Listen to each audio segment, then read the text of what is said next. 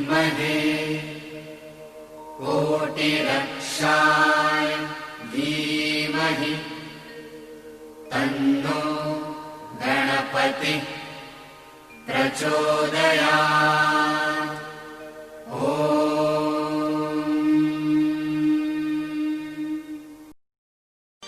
ये बात थोड़ी पुरानी है, ये तलवार थोड़ी पुरानी है, इसे जंग लगाया है हमने, क्योंकि खून नहीं अब पानी है। अगर अब भी खून वही रगों में, तो दहाड़ करो तुम शेरों की, सच्चे दिल से आंख बंद कर जयकार करो इन शेरों की।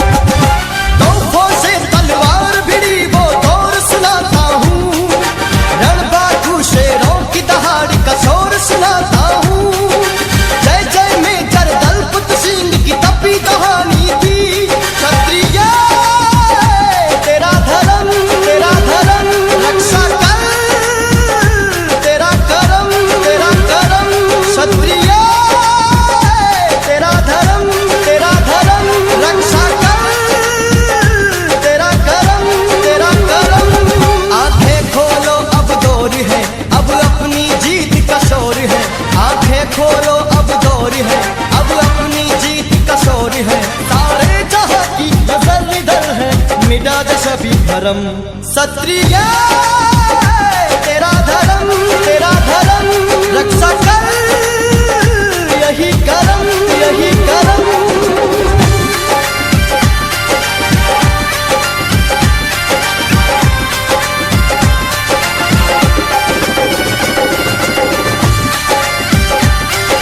और अयोध्या नरेश महाराज, ये सोनियर राज्य कहाँ पे है? सोनियर राज्य दक्षिण भारत में था, दक्षिण भारत में था। तो महाराज दशरथ के 4 पुत्र हुए। 4 पुत्र में बड़े लड़के रामचंद्र थे, जो मर्यादा पुरुषोत्तम कहे जाते थे, और महाराज रामचंद्र के दूसरे भाई भरत, तीसरे शत्रुघ्न और चौथे लक्ष्मण थे। रामचंद्र के पुत्र का नाम लव और कुश था। लव कुश, जिनके बारे में हम आप सब उनकी वीरता के बारे में जानते ही हैं कि लंका विजय के बाद सब में जब घमंड आ गया तो लव कुश से सब हार गए थे। इनके बड़े बड़े महारथी, बड़े बड़े वीर योद्धा हनुमान लक्ष्मण आदि सब उसको बांध लिया।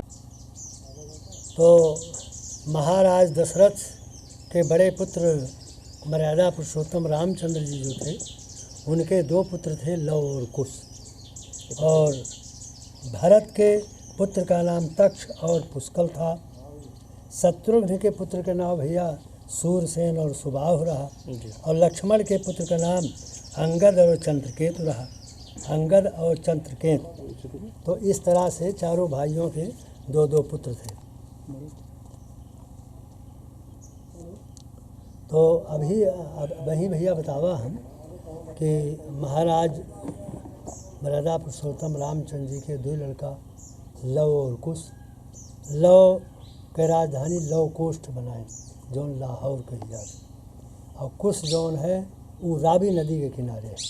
और कुश जौन है आप राजधानी कुशपुरी या कुशावती या कुश भवनपुर, गोमती नदी के किनारे, जिसके नाम सुल्तानपुर कहा जाता है, प्राचीन नाम ही कुश के है।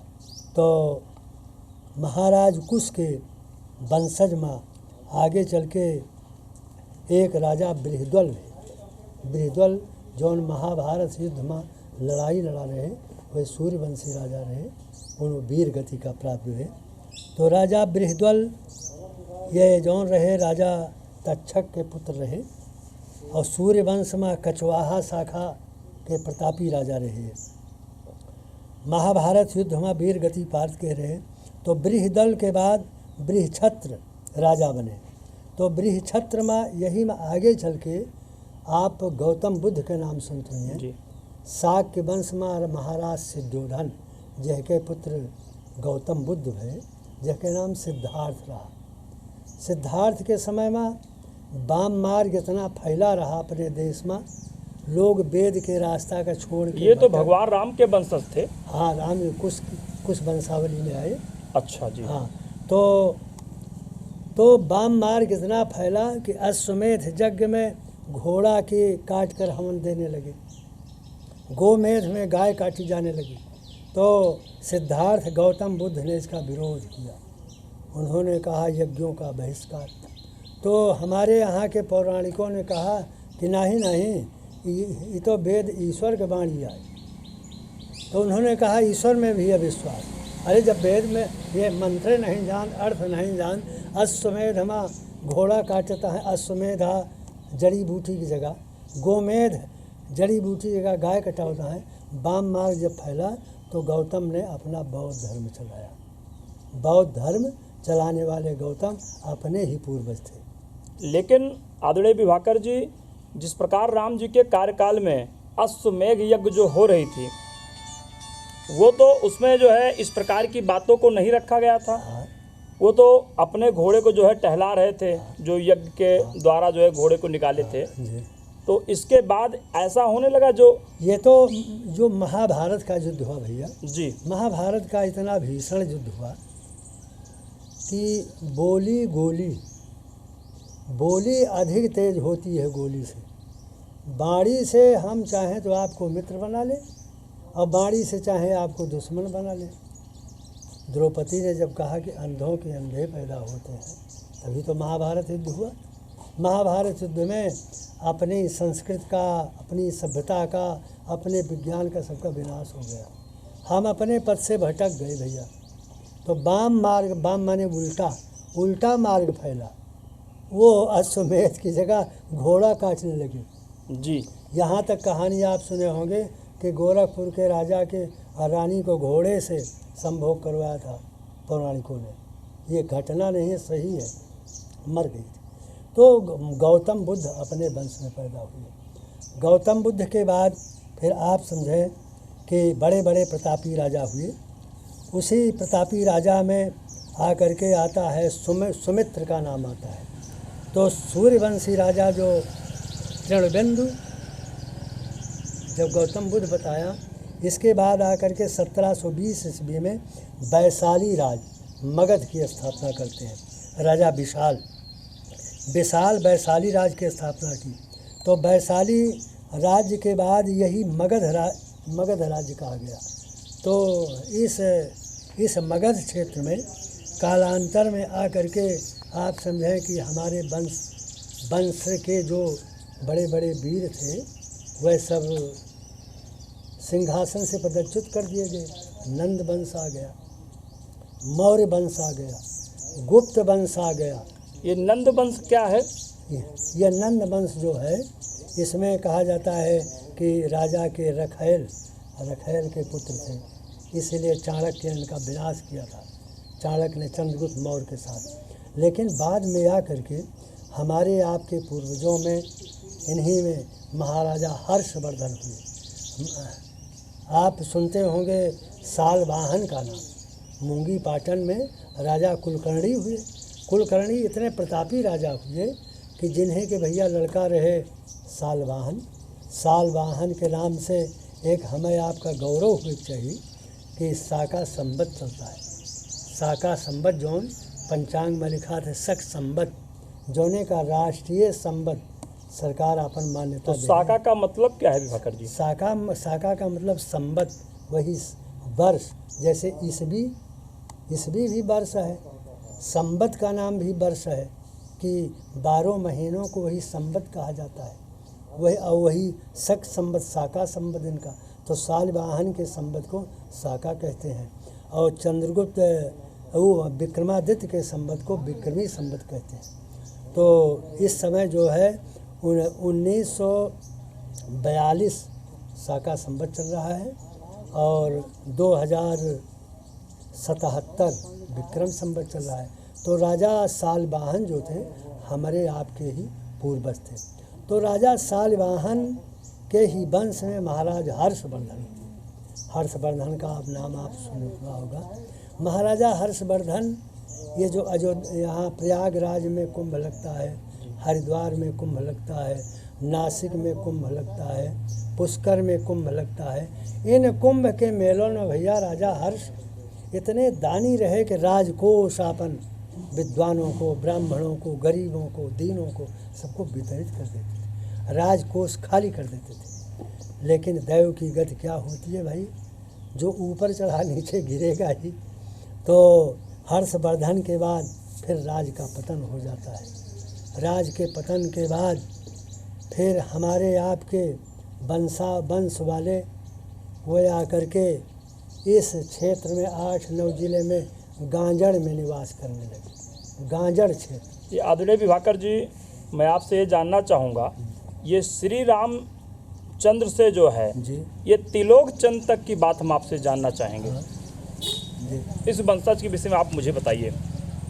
मैंने आपसे बताया कि राजा तिलोक चंद वो राम के बारे में तो आपसे बताया कि उन्हीं के वंशज में महाराज हर्षवर्धन हुए। जी। हर्षवर्धन के बाद राज जब इनका छीन हो गया, दूसरा अधिकारी हो गया, तो राजा हर्षवर्धन जो थे, और इसी राजा हर्षवर्धन के पहले आपको ये भी बताना चाहता हूँ कि बीच में एक राजा नंदिवर्धन थे तक्षक वंशी। तो नंदिवर्धन जो थे उन्हीं का पुत्र शिशुनाग राजा था। तो शिशुनाग ने के नाम से नागवंश की स्थापना हुई, इसलिए हम आप नागवंशी कहे जाते हैं।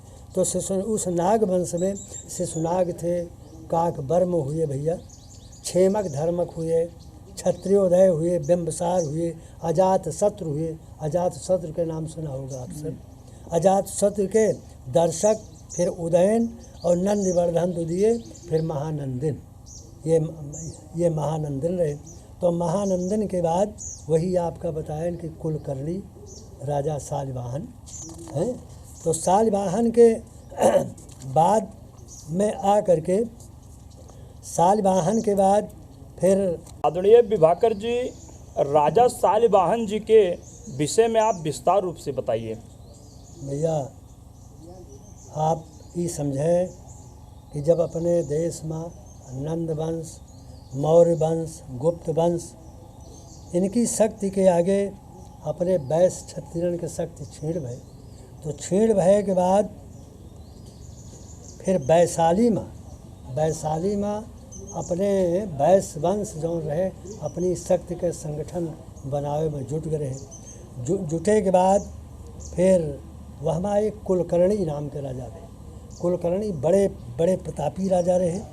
वह गुजरात से लेके मूंगी पाटन अपन राजधानी बनाए। तो मूंगी पाटन में एक बहुत बड़ा दुर्ग बनवाए राजा कुलकर्णी। तो राजा कुलकर्णी मूंगी पाटन में 12 वर्ष तक राज किए। 12 वर्ष के बाद शत्रु के आक्रमण का विफल करे में राजा कुलकर्णी बड़े उत्साह के साथ लड़ाई लड़े, लेकिन वीर गति का प्राप्त हुई। तो राजा कुलकर्णी जो रहे उनके रानी रही भानुमती जो रानी रही उनके गर्भावस्था में रही। राजा के वीर गति प्राप्त भय के बाद रानी भानुमती वीरांगना रानी रही। जैसे लक्ष्मीबाई के नाम सुनते हैं, दुर्गावती के, वह अपन घोड़ा पर सवार होकर परिचारिकन के साथ अपने मायके की तरफ रवाना हो गई। लेकिन बाद में जाए के नागवंशी राजा कुलकर्णी के इज्जत आबरू का सजोए रही अपन।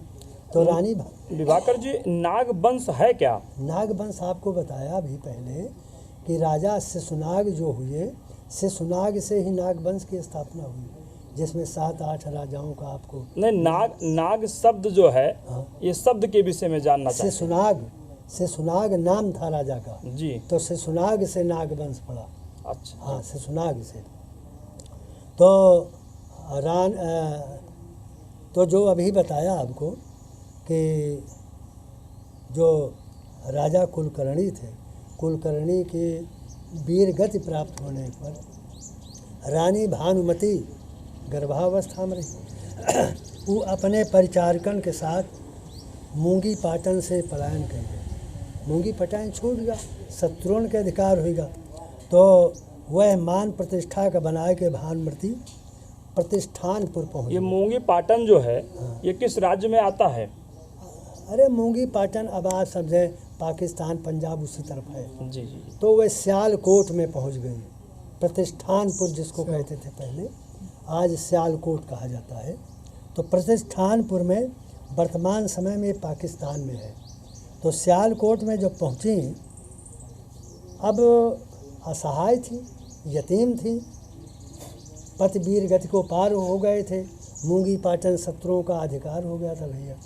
तो प्रतिष्ठानपुर में आई तो एक वहाँ पर कुंभकार थे, विश्वबंधु नामक कुंभकार के यहाँ शरण ली। उनके यहाँ शरण पाया और शरण पाने के बाद ईश्वर की कृपा से भानुमति के एक पुत्र रत्न पैदा हुआ। ये घटना है 12 ईसा पूर्व, ईसवी जौन चली यहाँ से 12 वर्ष पहले। तो 12 वर्ष ईसा पूर्व में पुत्र जो पैदा हुआ, उसी पुत्र का नाम सालिवाहन पड़ा। वही पुत्र 12 ईसा पूर्व में जो पुत्र पैदा हुआ, दीनबंध कुंभकार के यहाँ। इनकी माता का नाम भानुमति, पिता का नाम कुलकर्णी था। तो वही पुत्र सालिवाहन के नाम से प्रसिद्ध हुआ। यही सालिवाहन हमारे वैश्य क्षत्रियों का मूल प्रवर्तक समझे, वही मूल प्रवर्तक है। तो राजा सालिवाहन जो थे भैया, बड़े प्रतापी राजा रहे, बड़े सूरवीर राजा रहे। ये अपने पूर्वज की भांति कुलकर्णी की तरह अनेक राज्यों का जीत नहीं बड़ा भय, और जीत भय के बाद ये फिर से मूंगी पाटन पर अधिकार करे और मूंगी पाटन अपन राजधानी बनाए। और राजधानी बनाए के बाद यह सकन का परास्त के सक जात रहे, सक हूड़, इन जातियों का परास्त के राजा सालिवाहन सकन का उन्मूलन करके भारत में शांति स्थापना के। और के बाद सन 28 ईस्वी में 20 वर्ष पहले पैदा भये और 28, 20, 40, 60, 48 वर्ष के अवस्था रही। तो ये प्रतिष्ठानपुर आपन नई राजधानी सियालकोट बनाए और 38 ईस्वी में सिंहासनारूढ़ भये। 38 ईस्वी में सिंहासनारूढ़ भये राजा सालिवाहन। और पश्चिम में जौन सकन के आक्रमण होत रहा हूँ उनके वह का परास्त के राजा सालिवाहन जौन रहे, सबसे उपहार प्राप्त के ने। और शक जो लोग जब हारे तो अपनी पुत्री को विवाह राजा सालिवाहन से कह दें। राजा सालिवाहन जौन रहे, सकन का हराए के बाद अनेक विद्वानन का राजा जी का जीतत रहा, हुआ से विद्वान मूर्ति कलाकारन का ले आवत रहे। आज जैसे आज कंपनी का ला होता, सरकार अपने ही विकास करता ही, तो वही तरह से भैया राजा सालिवाहन लाए और अहरेर के मैदान में अनेक शत्रुओं का हराए राजा सालिवाहन। राजा सालिवाहन जौन रहे, इनके राज मगध से लेके काबुल तक रहा, मगध से लेके काबुल तक इनके राज रहा राजा सालिवाहन का। उत्तर में कैकेय देश, गुजरात तक इनके साम्राज्य स्थापित हुआ। और सन 78 ईस्वी में, सन 78 जो ये कैकेय देश आप बता रहे हैं, ये कैकेयी है, कैकेय क्या है? वो तो कैकेयी राजा दशरथ के समय में था। जी जी। हाँ, वो ऐसा था भैया कि वो परंपरा आज भी चली आ रही थी, लेकिन हम आप जब पाश्चात्य संस्कृत में चला गए तो भूल गए।